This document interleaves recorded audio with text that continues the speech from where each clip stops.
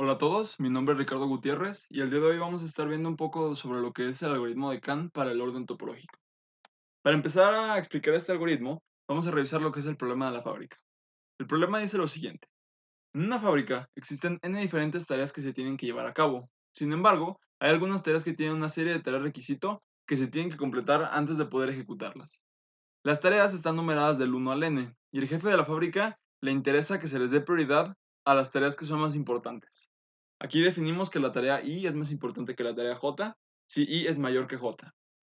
Si se conocen los requisitos para cada tarea, da algún orden en el que se pueden llevar a cabo las tareas respetando los requisitos de cada una y la preferencia del jefe. Para ilustrar este problema, tenemos aquí un ejemplo donde tenemos un total de 6 tareas.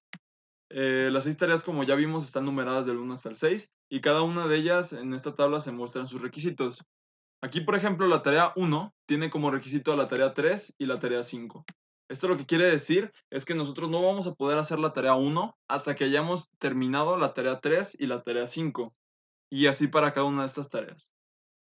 Aquí yo los invito a que pausen el video y traten de encontrar el orden que se podría, algún orden pues que satisfaga las condiciones del problema, a ver si pueden hacerlo. Muy bien, si me hicieron caso probablemente ya lo tengan, o tal vez no, no sé.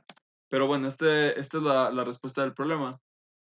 Entonces, teniendo en la mente este problema, vamos a revisar la definición formal del orden topológico. La definición dice así.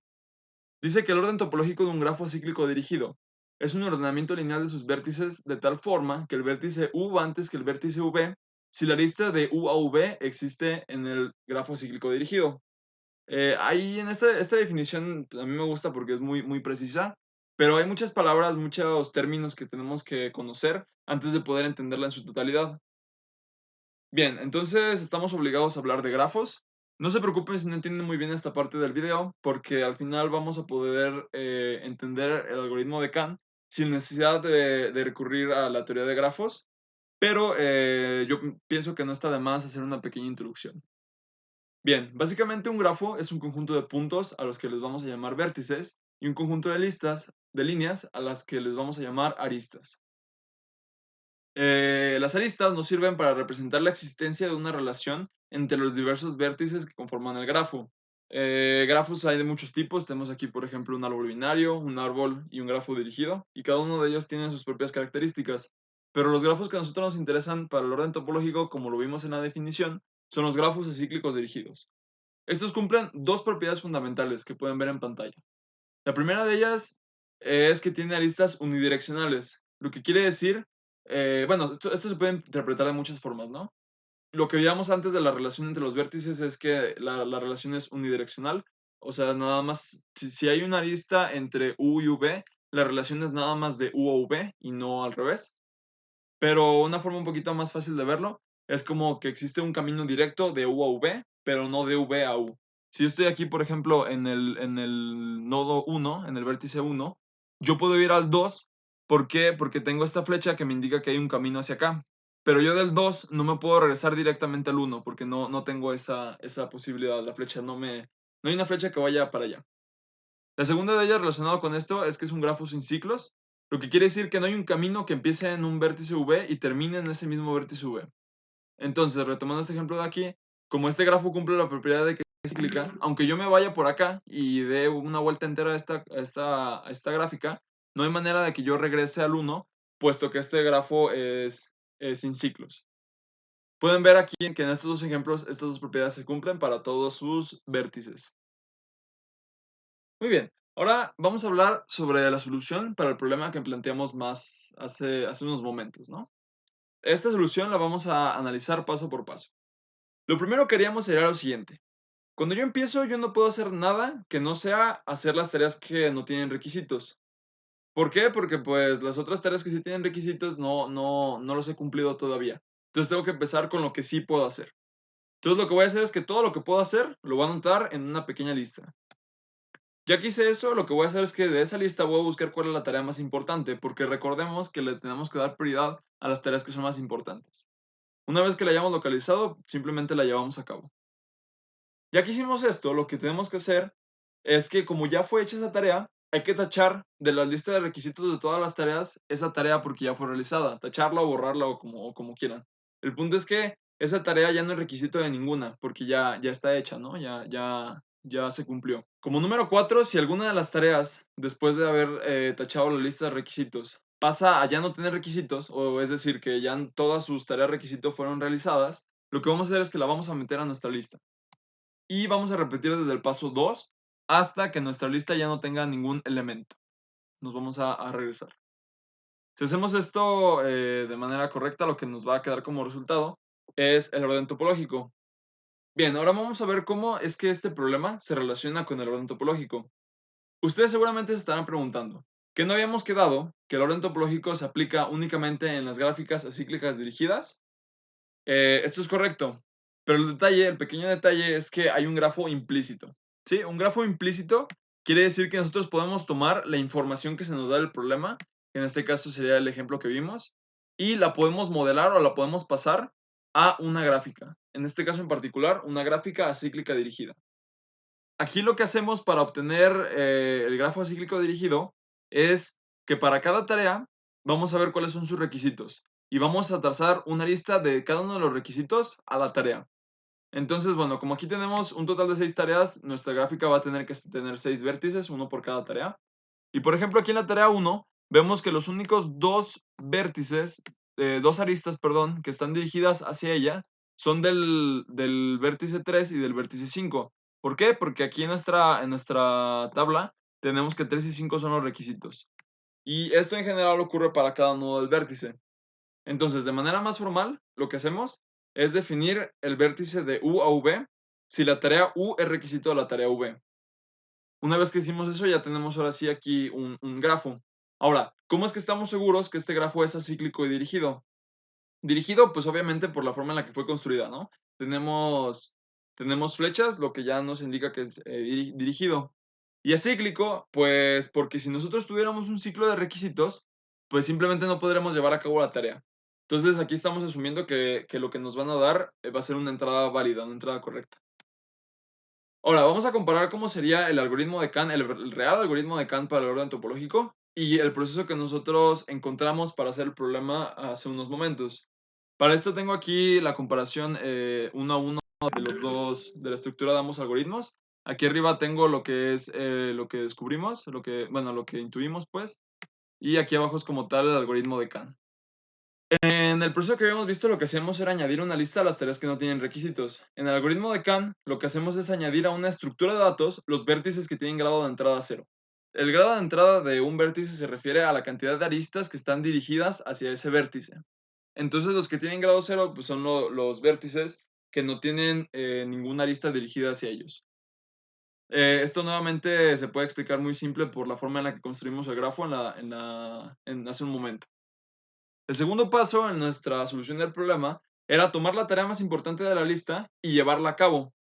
En el algoritmo de Kant lo que se hace es escoger algún vértice de la estructura, algún vértice que ya está dentro de nuestra estructura de datos, tomarlo. Ahorita vamos a ver por qué digo algún vértice y no el mayor. El tercer paso sería recorrer toda la lista de requisitos tachando la tarea que acabamos de hacer.